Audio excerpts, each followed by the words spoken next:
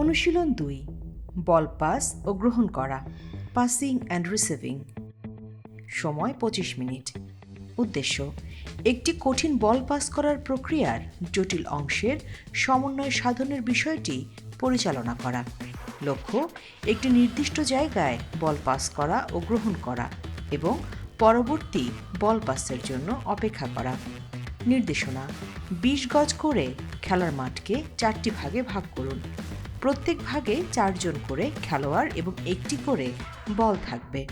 প্রত্যেক দলের খেলোয়াড়দের আলাদা রঙের ভেস্ট থাকবে। খেলার প্রক্রিয়া: সকল ভাগের খেলোয়াড়রা নিজেদের মধ্যে স্বাচ্ছন্দ্যে নির্দেশনা অনুসারে বল পাস করবে। পজিশনে থাকা একজন খেলোয়াড় ঘড়ির কাঁটার দিক অনুসারে পরবর্তী ভাগের খেলোয়াড়দের দিকে বলটি পাস করবে। অন্য 3 জন খেলোয়াড় বল পাওয়ার পর সাড়া দেবে। 1 রাউন্ড খেলার পরে বলের গতিবিধি ঘড়ির কাঁটার বিপরীত দিকে পুনরায় শুরু করতে বলতে হবে। দ্বিতীয়বার খেলার প্রক্রিয়া: প্রতি দলের জন্য একটি করে বল থাকবে। তারা শুধুমাত্র একই ভাগের খেলোয়াড়দের মধ্যে বলটি পাস করতে পারবে। পাস দেওয়ার জায়গা তৈরি করতে বলটিকে চালু রাখতে হবে।